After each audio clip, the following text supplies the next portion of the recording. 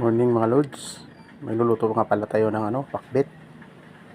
Bali, ipakain natin sa bagong panganak kong asawa. Para maging masustansya naman yung pagkain niya. So, sabayan niyo ako mga lods.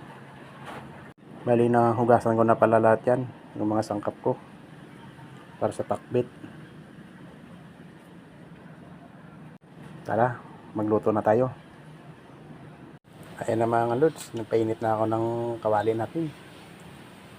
Pasensya na pala kayo sa kawali natin, matagal na po kasi yan. So maglalagay lang muna ako ng konting mantika para igisa.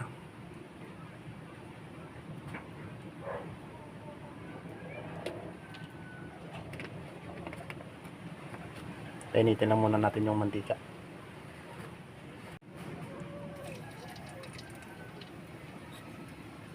Ayan na mga lods, pwede na igisa yung ahos at sibuyas.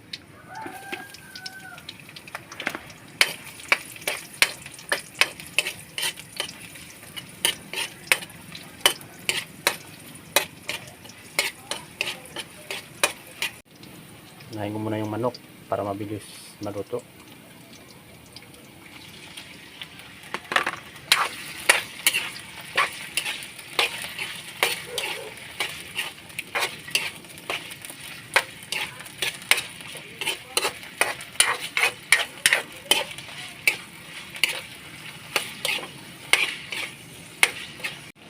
Ayan na mga lods, luto na yung manok natin. Sunod na natin yung sayan o shrimp.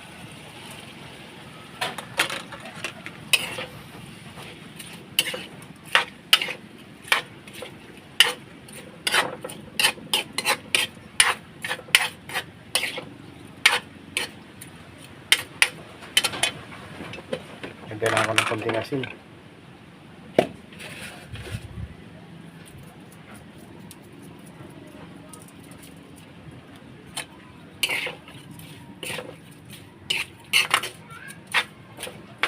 Tayo na lang muna natin maluto lods yung shrimp.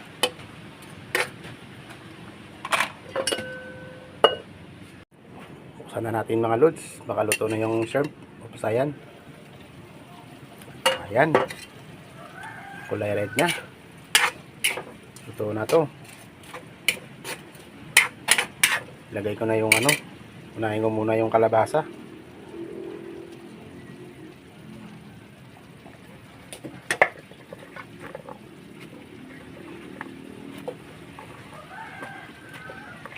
Para mabilis lumambot.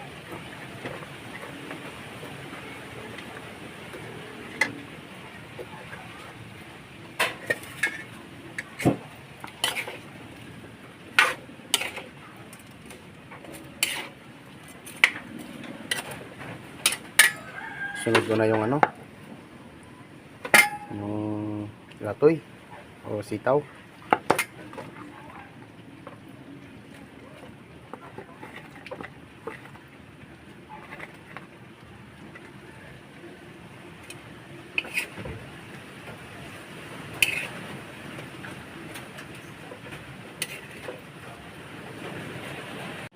Maglalagay lang ako ng konting tubig mga idol para mabilis lumambot yung kalabasa at sitaw.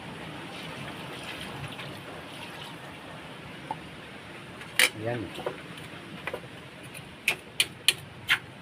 So takpan lang muna natin para mabilis maluto. So ayan na mga lods, kumukulo na. Dali buksan natin tapos lugaron.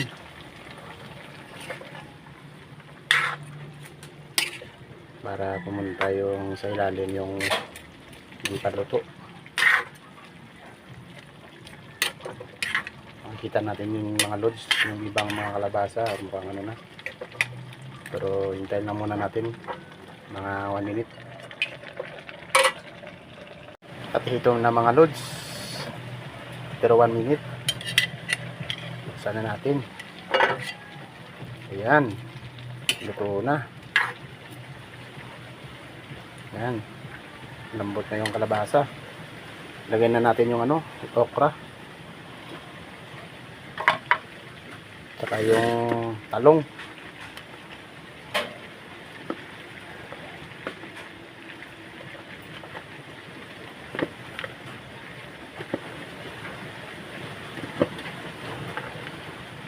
Binabanyan ko pala yung talong mga lods. Ito kasi yung paborito ko.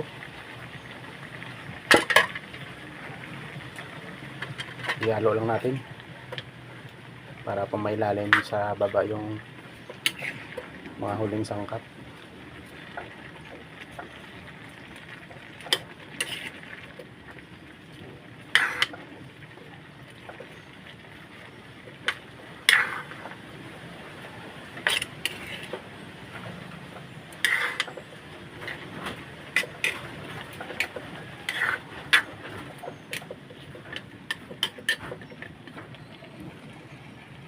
Takpan natin ulit mga lods para maluto yung talong tsaka okra.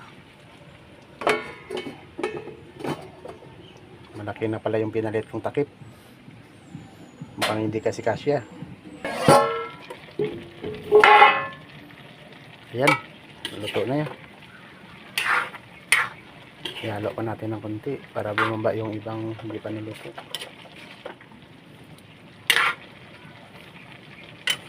So maglalagay na pala muna dito ako ng magic sarap mga lods para magikin yung niluto ko. Yung pangit na lasa gawing masarap. Wow, magic!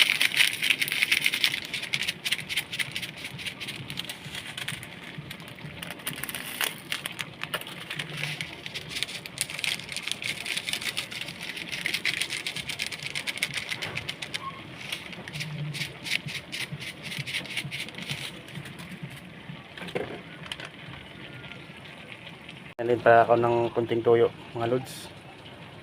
So ayan na mga lods, na natin.